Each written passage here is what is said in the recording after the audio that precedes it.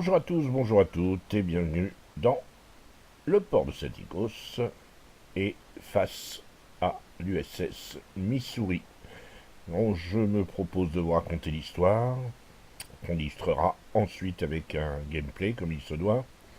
Alors, l'USS Missouri, autrement nom de code BB-63, autrement surnommé Mighty Mo, Big Mo, est l'un des plus prestigieux cuirassés de la Deuxième Guerre mondiale. Il a la particularité même d'avoir connu trois guerres, tout particulièrement. C'est un classe Iowa, c'est le quatrième de la classe, mais c'est aussi le dernier cuirassé construit par les États-Unis, car en fait, si cuirassés de la classe Iowa avaient été commandés, seulement 4 ont été réalisés et le Missouri fut le dernier. À l'échelle de la planète, c'est l'avant-dernier cuirassé construit, le dernier étant le Vanguard, le cuirassé anglais Vanguard. En termes de grosseur, ce n'est pas le plus gros, c'est le deuxième plus gros. Il faisait déplacer 58 000 tonnes en tonnage, le plus gros étant bien sûr le célébrissime Yamato qui faisait lui 72 000 tonnes en pleine charge. Il a été commandé en 1938 et sa quille a été déposée le 6 janvier 1941. Et il sera lancé le 29 janvier 1944. On va voir des extraits. Alors là, c'est très officiel, c'est un film officiel. On voit les extraits de son lancement, présidé par le président Truman. Sa marraine était la fille, Nancy Truman, la fille du président Truman. Et il fut mis en service le 11 juin sous le commandement du capitaine William Callahan. Côté armement, il dispose de 9 canons disposés en 3 tourelles de 3, des canons de calibre 7 de 16 pouces, comprenaient des 406 mm, qui pouvaient tirer des obus perforants d'1 tonne de chacun, à environ 32 km, un peu plus de 32 km. Avec l'avènement de la puissance aérienne et la nécessité de gagner et de maintenir cette supériorité aérienne, il était devenu nécessaire de protéger la flotte de porte-avions alliés. Et à cette fin, le Missouri va être bardé d'un réseau d'Oerlikon 20 mm et de Bofors 40 mm en type de canon aérien, et afin de protéger en escortant les porte-avions alliés. Plus tard, quand il sera réactivé, mais ça nous y reviendrons, il sera équipé de lanceurs de missiles et de lanceurs de lanceurs de missiles anti-avions et anti-air et anti-navires. Alors, historiquement, après avoir fait quelques essais au large de New York et un entraînement à la bataille dans la baie de Chesapeake, le Missouri va quitter Norfolk le 11 novembre 1944. Vous voyez qu'on est déjà pratiquement en fin de la guerre. Il transitera par le canal de Panama. On voit la photo pendant ce transit, le 18 novembre, toujours 44 bien sûr, et il atteint San Francisco pour être affecté à la flotte du Pacifique. Là, il fonce sur Pearl Harbor, et le 24 décembre 1944, il rejoint les îles de Caroline du Sud. Sa mission est pour servir de protection, solide protection, au groupe du porte-avions Lexington et de son groupe d'attaque. Et au mois de février 1945, ils vont commencer à lancer des frappes aériennes directement sur le Japon, dont le fameux raid Doolittle, le raid de Tokyo. Alors, je ne vais pas rentrer dans les détails. Le raid Doolittle tire son nom du commandant de l'escadre. Il y avait 16 avions de mémoire qui ont décollé du porte-avions Hornet et qui sont allés bombarder. Et le but du jeu était de bombarder Tokyo, de bombarder le Japon, afin de frapper les imaginations de la population et du gouvernement, pour montrer que Tokyo n'était pas à l'abri d'une frappe en son cœur même, Il devait ensuite partir vers l'ouest, nord-ouest, via la Russie et puis la Chine. Malheureusement, pratiquement aucun de ces avions ne reviendra. Certains s'écraseront, d'autres seront abattus par des Japonais, d'autres iront s'écraser en Chine. Enfin, seront faits prisonniers. C'était une histoire absolument lamentable. Le Missouri, quant à lui, revenons au Missouri, va se diriger ensuite vers le Japon, carrément, et commencer à bombarder les cibles le long de la côte, en mer intérieure du Japon, à partir du 18 mars. Nous sommes toujours en 18 mars 1945. Ensuite, il procédera des frappes avant et pendant le bombardement d'Okinawa. Le 11 avril 1945, et là il y a une image qui est assez saisissante d'ailleurs, un kamikaze va frapper, un zéro, va s'écraser sur son tribord, juste au-dessus du niveau de son pont principal, mais il ne provoquera que des dégâts superficiels. On voit le kamikaze sur cette photo juste avant l'impact. Alors il participera à plusieurs opérations de protection et de bombardement des côtes japonaises, y compris au moment de l'explosion de la seconde bombe atomique. Et ensuite, il sera présent à la baie de Tokyo, avec l'Iowa entre autres, au moment de la capitulation du Japon. C'est d'ailleurs à son bord qu'aura lieu la signature de cette capitulation avec le général MacArthur. Va venir ensuite toute une série de représentations à travers le monde de 46 à 50. C'est un navire prestigieux, vous comprenez bien que tout le monde voulait le voir de près. C'était une excellente publicité pour la puissance américaine. Ça fait une façon comme une autre au géant américain et à l'oncle Sam de rouler des mécaniques. C'est en revenant d'une de ces missions que va se produire un incident qui n'est pas très flatteur.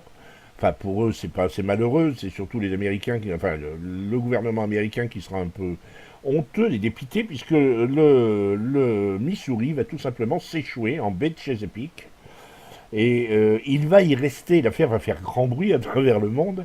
Nous sommes le 17 janvier 1950, et il restera coincé 15 jours avant de parvenir à le désensabler à grands coups de renfort d'escorteurs,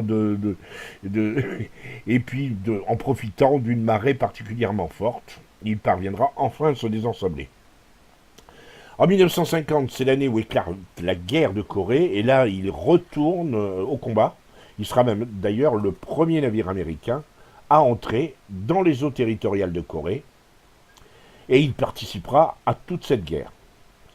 Sur cette photo, on le voit tirer sur les côtes coréennes, et vous noterez l'effet sur l'eau des tirs de ses canons.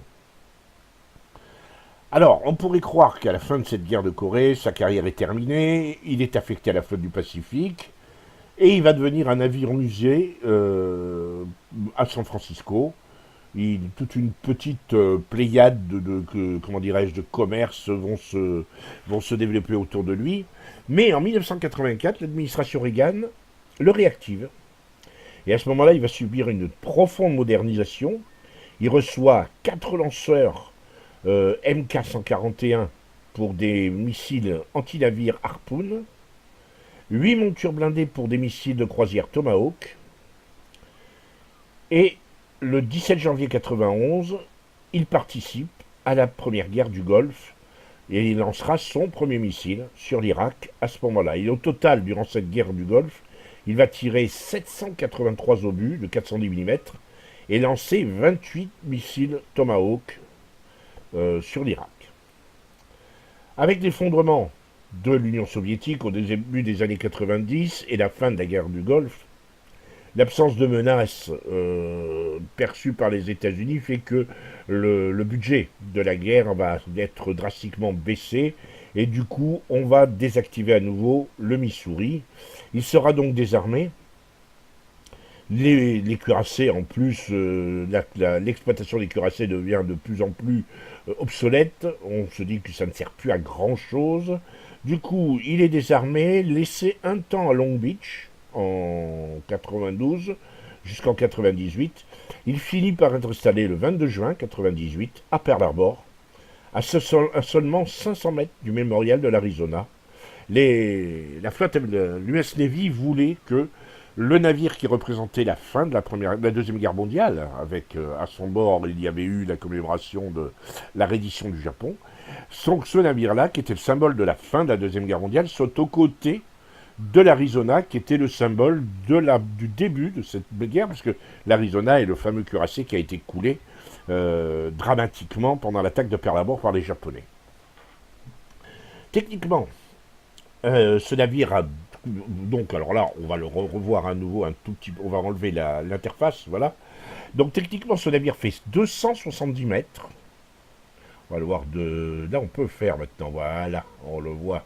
Surtout, mais vous voyez, il est tellement grand qu'on a eu du mal à sélectionner toute la... Voilà, et voilà, oui, c'est pas beau ça, ça marche. Donc 270 mètres, un tirant d'eau de 8 mètres 80, et il peut atteindre 32,7 nœuds, soit 60 km/h. Son équipage comprenait 2700 hommes, officiers compris. Alors, ça n'a pas de sens de le comparer aux autres tiers 9, je sais bien, et ça c'est... J'en démords pas, c'est d'ailleurs un petit peu pour ça que j'ai arrêté de faire les comparaisons, parce que on ne joue pas que contre des bateaux du même tiers quand on s'engage dans un navire, quel que soit le tiers. On joue en T+2, T-2 la plupart du temps. Donc on peut affronter des navires d'un tiers supérieur, etc. Donc essayer de comparer le Missouri à d'autres navires, d'autant que le Missouri est un premium, ça n'a pas beaucoup de chance. Alors, pour ce faire, je vais le comparer uniquement à l'Iowa, qui est son sister ship dans le jeu. L'Iowa appartient à l'arbre technologique, je vais vous montrer ça. L'Iowa est le cuirassé de tiers 9 de l'arbre technologique. Il correspond bien, vous voyez, il y a le Missouri qui est ici. L'Iowa est ici. Et je ne l'ai pas encore, l'Iowa. Hein. Je suis pas prêt de l'avoir. D'ailleurs, c'est pas ce qui m'intéresse le plus, les cuirassés. Par contre, sur un plan strictement technique, Wargaming a vraiment fait la différence entre les deux sister ships, considérant que le Missouri ayant été amélioré, ayant été modernisé, ils ont essayé de faire une coupe à tailler et de montrer vraiment une grosse différence entre les deux. C'est ainsi que l'Iowa possède 68 100 points de structure, alors que le Missouri en possède 81 450, ce qui est assez énorme, d'ailleurs. En termes de protection anti-porpille, c'est sensiblement la même chose, 28% pour l'Iowa, 27% pour le Missouri. Pareil, bien sûr, pour l'artillerie, on est en du 3x3 406, avec une portée de 21,2 km. Dans mon cas, mon artillerie à moi, c'est 27 km. Donc là, c'est vrai qu'il tire un petit peu plus loin, modernisation oblige. En défense AA, alors là, c'est assez différent. L'Iowa a une bonne défense AA, une cote de 75, moi j'ai 82 avec mon Missouri. Maniabilité, 28 nœuds pour l'Iowa. Stock, je précise stock, parce que là j'ai pris ces références sur l'Iowa de l'arbre technologique. Comme je ne l'ai pas, on me donne la valeur stock, bien sûr. Moi je monte à 33 nœuds avec le Missouri. Là c'est parce que j'ai dû mettre des flags. Il doit y avoir des flags qui sont... Non, il n'y a pas les flags sur celui-là. Donc il est un tout petit peu plus rapide. Courbe de giration, c'est la même chose, 920 mètres. Temps de basculement du gouvernail, la voie c'est du 25-6 secondes, c'est énorme. À la côté, le Missouri donne l'impression de danser parce que c'est 19,4. Ceci dit, 920 mètres pour tourner, c'est la même courbe de giration, ça reste quand même assez compliqué. Dissimulation, 16 km 2 par mer et 14,2 par air. Donc on peut considérer que le Missouri est en quelque sorte pas tout à fait un tiers 9 et pas vraiment un tiers 10. C'est une espèce de tiers 9,5, on va dire, comparé à l'Iowa. Oui, on peut considérer qu'il est, pour moi, il semble supérieur à l'Iowa, de pas mal, mais il n'atteint pas quand même la puissance comment dirais-je, d'un tiers 10. Ceci dit, je me suis vu mettre des citadelles à des Yamato. Hein. Après, si le Yamato monte son flanc, c'est tant pis pour lui. Alors, on a terminé avec la partie historique et technique de ce navire. Nous allons maintenant passer en bataille. Alors, c'est pas moi qui suis aux commandes du Missouri, c'est Starcade. J'ai vraiment voulu avoir cette bataille parce que c'est une bataille où on va voir Starcade qui jouer en utilisant vraiment toutes les capacités. Il ne se contente pas d'un seul aspect. On va voir vraiment toutes les capacités du Missouri et combien il peut être extrêmement redoutable. Donc je vous en dis pas plus. On va analyser cette bataille, on va voir ses capacités et on en discute tout de suite après. On part en bataille. Et nous voilà en bataille. Alors, en Missouri, à bord du vénérable cuirassé que voilà, conduit par le non moins vénérable et fort sage amiral Starcade, le chef de notre clan. Merci mille fois. C'est un gentil chef, hein. Il n'est pas méchant, il ne meurt pas. Je suis en division avec lui. D'ailleurs, on va me voir. Je suis sur le Saint-Louis qui est là devant. Et nous avons pour projet d'aller du côté de C. Mais comme je suis pas franchement emballé à l'idée de me montrer en première ligne, Starcade se propose tout simplement d'aller tanker sur C. Tandis que moi, je jouerai les francs-tireurs derrière mon île. Alors, d'abord, que dire, Starcade est un excellent joueur de cuirassé. Euh, un très bon joueur de cuirassé. Je le dis sans aucune flagornerie. Le fait est, c'est qu'en plus, il devient un bon joueur de croiseurs, mais des croiseurs de très haut tiers. C'est-à-dire des petits cuirassés, quoi, on va dire. Le Hindenburg, que beaucoup considèrent comme une sorte de petit cuirassé, pas un cuirassé de poche, mais un petit cuirassé, il l'affectionne tout particulièrement. Et il commence à apprécier certains, comme le Démoine, qui lui, alors lui, il est un vrai croiseur avec la fragilité que ça comporte, mais avec une grosse puissance de feu. Donc là, il est avec son Missouri. Il est parti, vous voyez, avec la vitesse du navire, il est assez rapide. C'est une bataille de tiers 9, donc on est top tiers. Et ben, il vise Balou sur son Musashi. Musashi qu'il possède, hein, Starcade. Il a pratiquement tous les navires. Je sais même pas s'il a pas les porte-avions, mais j'en suis pas sûr quand même. Parce que c'est pas un joueur de porte-avions. Je crois que le jour où ils sortiront une ligne de baignoire blindée, il montera la ligne, hein, sans aucun problème. Donc, nous allons regarder son tir. Plutôt bon, 4000 sur le Musashi. 3h30 repéré. Cuirassé ennemi détecté. On essaye, comme vous pouvez le constater sur la minimap, on a une petite offensive sur C, mais on reste extrêmement, comment dirais-je, on est vraiment sous le feu du Tirpitz, du Saint-Louis, de l'Iowa. C'est extrêmement compliqué d'avancer. Et moi, je suis extrêmement prudent. Je suis derrière le Saint-Louis, hein, comme on le voit sur le minimap avec mon icône, et je m'approche pas trop. Et vous allez voir pourquoi, parce que de toute façon, dès que je vais m'approcher, ça va être ma fête. Alors je me dis, ça vaut pas le coup.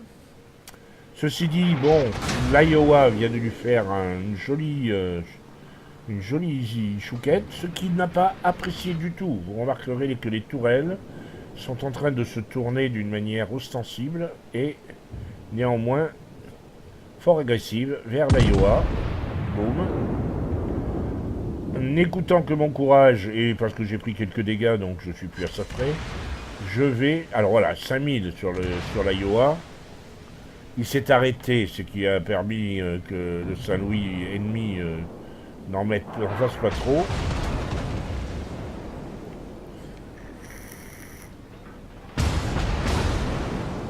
Et là, je lui dis, attention, sur ta droite, le Musashi, il est sur le point d'avoir une ligne de tir sur toi.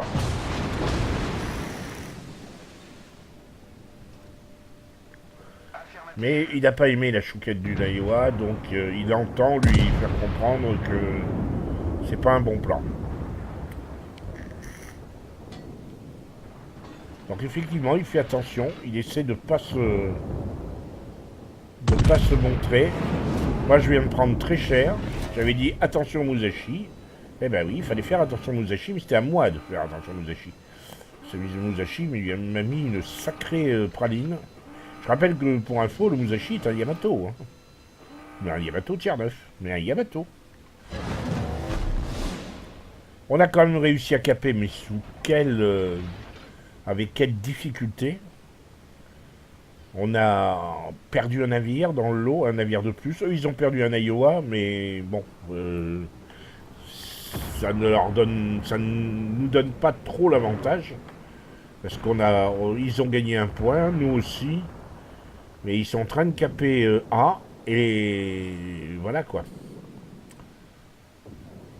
Et ils ont capé D, plus, voilà. Et en plus, voilà, je viens de me faire dégommer par le Musashi. J'ai pas compris, hein. Dans quelles circonstances le Musashi a pu me tirer dessus, parce qu'il était anglais de telle manière que... Enfin non, visiblement, il m'avait vu, il m'avait vraiment... il voulait vraiment me terminer. Donc moi, c'est terminé, on parle plus de moi. Hein. Mais quand vous voyez le pool de points de vie qui reste à Sarkhan, vous vous dites... comment il va s'en tirer. C'est là le Tirpitz en plus, il y a tous les secondaires sur le dos.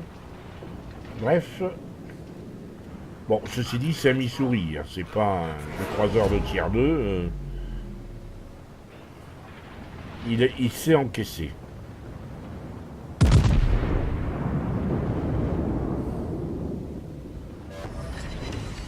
Et 12 000, il s'est aussi distribué. La preuve. Alors dans ces cas-là, moi ce que je fais, je me mets pratiquement au-dessus de son épaule. Mais je lui en dis très peu, parce qu'il n'a pas besoin de moi pour diriger son navire.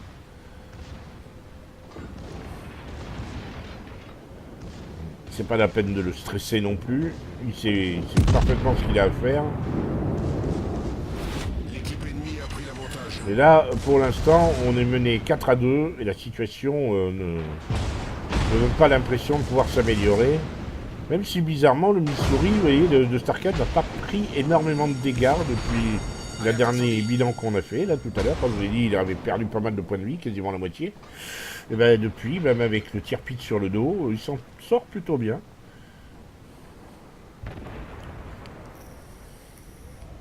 Là, il avance à un quart de vitesse. Éviter de se faire tirer dessus par le Saint-Louis. Par contre, le Tirpitz va sortir de flanc. Hein. Ça risque d'être assez douloureux pour lui.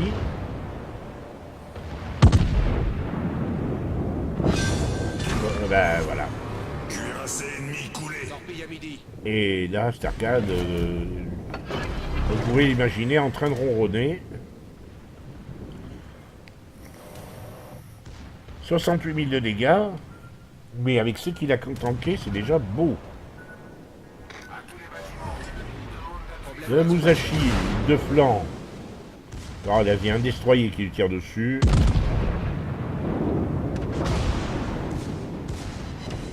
Citadelle sur le Musashi. Bonjour, monsieur. Morale principale sérieusement endommagée. Alerte incendie.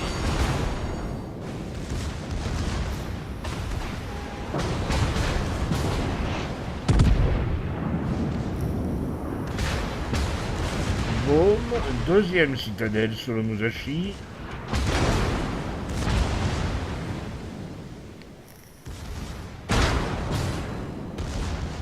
Là, la tension est à son comble. Hein.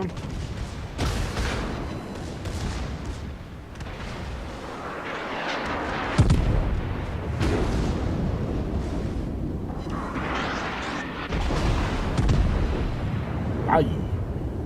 Il a failli l'avoir. Alors ça, c'est le Saint-Louis. Non, c'est peut-être les derniers soubresauts du Musashi. Saint-Louis, je crois qu'il est toujours là, il me semble. Non, il n'est plus là. Ah, ok. Donc, l'Ibuki. qui commet le crime de Sarkad, de l'aise de Sarkad. Ça a un peu agacé Sarkad.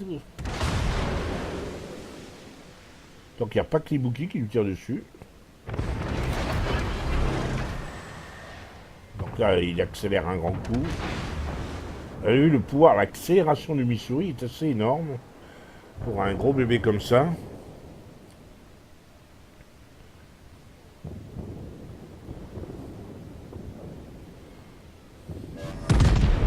Problème résolu, chef. Je suis pas sûr que ce tir soit... Alors, des grosses sorties par le Kiev à l'incendie. C'est bien ça, il y avait un DD, un autre DD, mais... Torpille à bâbord. Torpille à bâbord. Allez, le tir n'a pas porté. Alors le Kiev, ça va être compliqué. Ça, c'est un tir vraiment très compliqué. 650 à 356 pour nous. Il faut considérer que la bataille est quasiment perdue. Et il va faire 4 overpen, mais ça fait pénétration. Kiev est content du voyage. Merci. Alors, Starcade lui remet une pièce dans le noir. Hein. L'équipe ennemie a pris l'avantage.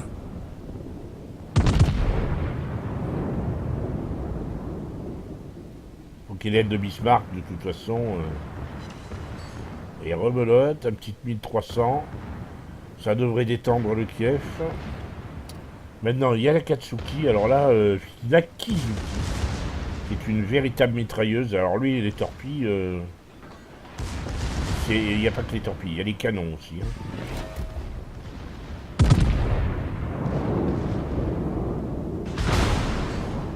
Waouh! Et boum! Destroyer ennemi envoyé par le fond. Ça s'appelle un deuxième kill. Bien, maintenant le Charles Martel peut-être. C'est distribution de chouquettes en gros là, ouais, ce soir. Torpille droit devant. Ouais, il y a bien eu les torpilles de Kizuki. Lancé un tout Torpille petit à peu midi. désespéré. Torpille à tribord.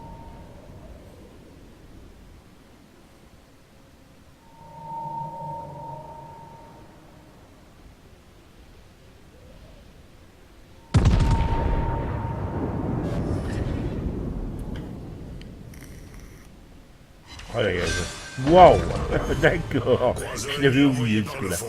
J'ai beau avoir fait la bataille avec lui et l'avoir regardé jusqu'au bout, je me rappelais plus de ce tir. Là, je crois qu'il a éclaté de rire. Il était fou. C'était un tir voulu. Hein. Bismarck a été coulé par la Kizuki. À la torpille. Il y a quand même 130 000 de dégâts. De Bismarck, ouais. De Charles Martel, je pense qu'il dit ça. Ouais, je suppose que... Non, c'est pas le Charles Martel qui dit ça. Qu'est-ce qu'il dit? Il a mis un... C'est la Kizuki qui dit qu'il a mis un flag contre l'explosion, mais que malgré ça, il s'est pris l'explosion. Je suis pas convaincu que ce soit une explosion, mais bon. Je ne me semble pas l'avoir vu. Je vous ferai un petit retour sur image. Problème résolu, chef. 130 000 de dégâts, 3 kills, et il reste encore 4 adversaires. La partie est toujours très mal engagée, mais subitement, il y a de l'espoir. Larry Kazé, qui joue sur sa furtivité, va aller chercher B. Et là, Starcade se demande, est-ce que je vais l'aider à chercher B, ou est-ce que je vais chercher A, ou encore, troisième possibilité, est-ce que je m'attaque à l'un des deux cuirassés. Il est très low life, hein. S'attaquer à un monarque, c'est quand même si c'est un tir en dessous, c'est quand même extrêmement compliqué, d'autant qu'il y a un Bismarck dans le coin. Là, il est repéré, ça veut dire que le destroyer vient de revenir. Voilà, le destroyer qui lui tire dessus. Le Kiev, qui joue bien, il joue très très bien ce joueur en Kiev. Il reste vraiment à la limite, il sait que le Missouri mettra un certain temps à tourner ses tourelles.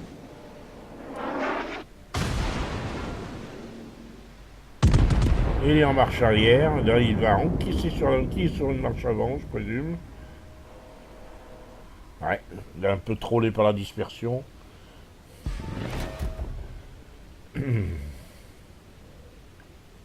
Donc il est parti pour aller chercher A. Il faut qu'il coupe là, hein, qu'il arrête la voie d'approvisionnement des points de l'ennemi, hein, de toute façon, parce que sinon ça va continuer de monter. Troisième cap pour l'équipe. Les choses sont en train de se basculer. Là, très astucieusement, il va passer entre les îles. Et là, il espère un petit coup de radar de voir le Kiev. Il sait qu'il est repéré. Il sait que le Kiev est par là.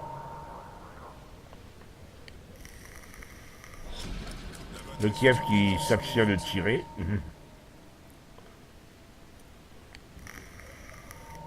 Le voilà.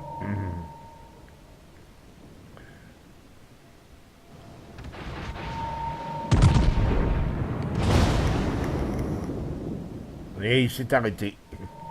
Donc, salve totalement ratée. Starcade qui n'a plus beaucoup de points de vie, malheureusement. Ne peut pas se permettre de reprendre des incendies comme ça à tour de bras. Et le Kiev continue à la se mater. Méthodiquement.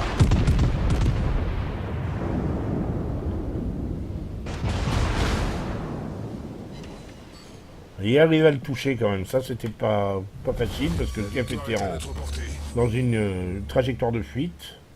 Mais au moins, il est hors de portée du Kiev maintenant. Donc il va chercher le monarque. C'est le Baltimore qui a sorti de Bismarck de mémoire. Le Baltimore est un petit peu en difficulté.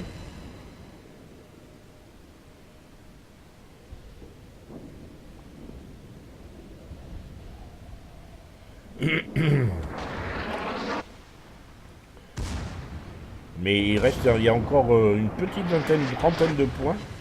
Il faudrait pas que le Baltimore soit tué, sinon ils vont de nouveau s'envoler dans les points. Alors là, on regarde bien. Sarkade me dit j'ose pas tirer, il y a le Baltimore qui est en train de lui passer devant. Je vais choper le Baltimore, je vais le tuer, Baltimore. Bah, laisse-le mourir, alors laisse autant que l'ennemi le tue.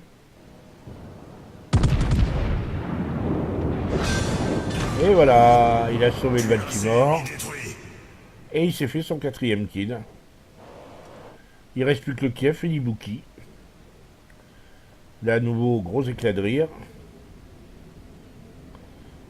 Le monarque félicite... Non, c'est pas le monarque, c'est encore une fois le gars en Akizuki qui est resté, de l'équipe rouge, qui félicite le Baltimore.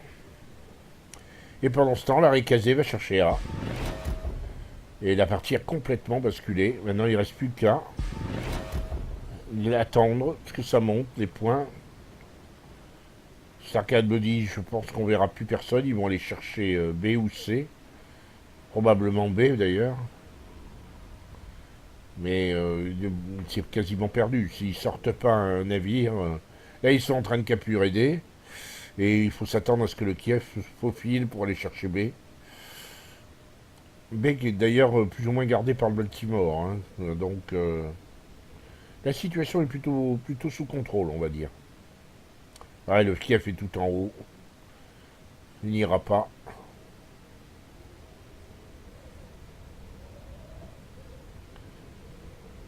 Et la Maggie a trop de vie là-haut. On va voir ça. La Maggie là-bas, oui, il y a beaucoup trop de vie pour que le Kiev lui fasse mal. Même un bon joueur comme le Kiev. Par contre, tranquillement, Starcade il récupère des points de capture. Il n'y a pas de petit profit. Même avec le Missouri, qui est un premium. Il a simplement montré que... Ben voilà quoi. Et ils ont les 4 points. Enfin, plus beaucoup pour longtemps. Il ne reste plus que 4 points, la fietaille est terminée.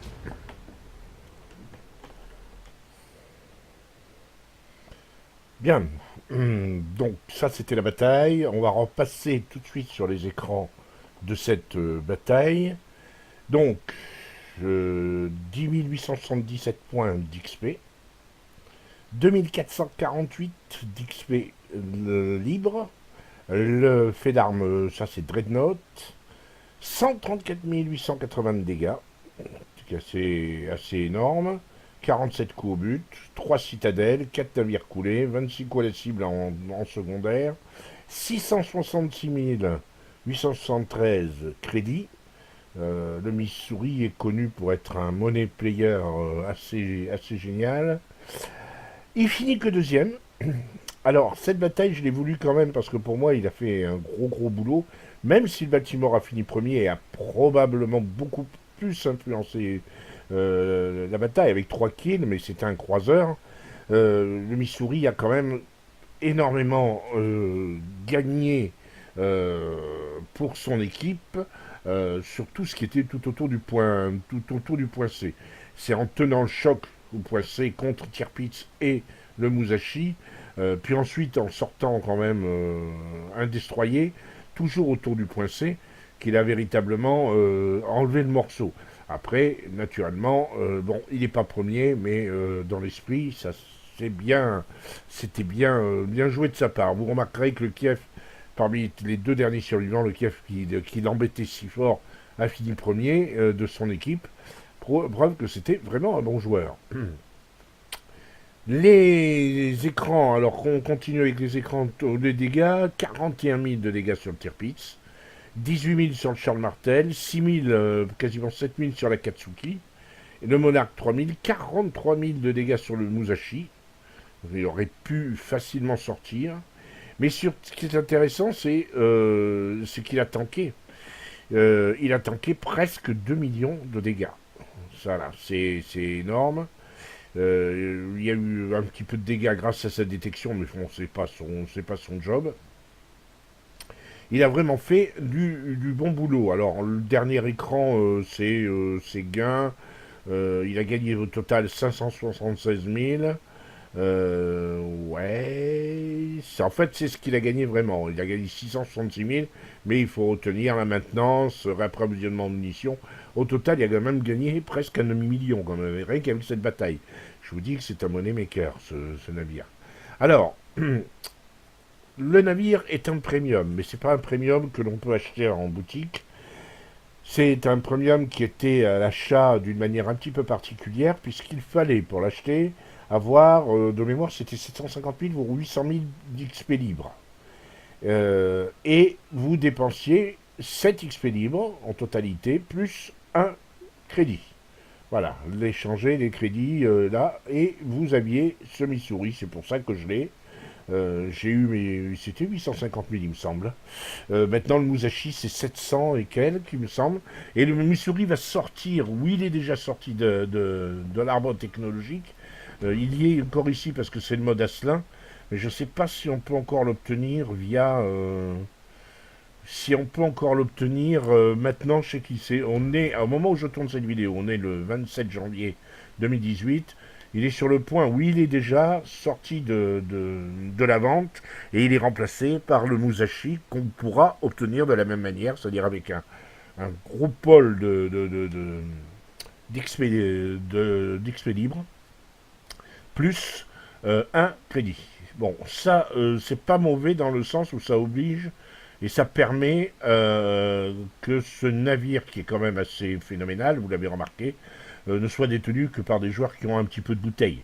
Parce que quand on voit certains joueurs qui n'ont pas trop l'habitude de jouer, il n'y a pas de mépris dans ma façon de parler, mais bon, quand on voit certains joueurs, on connaît certains joueurs, voir la manière dont ils jouent, et quand on voit qu'ils s'achètent certains navires en tier 8, on se demande, alors qu'ils sont à peine capables d'utiliser et de jouer avec un tier 5, là, ça me gêne un peu, moi, parce que ça bascule, ils rentrent dans une équipe où ils affaiblissent l'équipe alors qu'ils sont censés avoir un des gros atouts de l'équipe.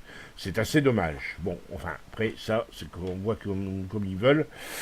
J'ai pas à juger. Voilà, moi, pour moi part, j'aime bien le Missouri. C'est pas ma tasse de thé dans le sens où tous les cuirassés, surtout de très haut tiers, ne sont pas ma tasse de thé, particulièrement en tout cas. Néanmoins, c'est un très bon navire qui fait très mal. Et c'est surtout un navire qui vous permet, lorsque vous êtes un petit peu à ras au niveau des finances, en 2-3 batailles, 2-3 victoires, vous vous remontez assez vite. Voilà. J'espère que ça vous a plu. En tout cas, j'ai apprécié, je me suis bien amusé à faire cette vidéo. J'espère que on se reverra très vite. J'ai 2 3 projets pour les prochaines vidéos. Je vous en dis pas plus comme d'habitude. Je vous dis à très bientôt si vous le voulez bien.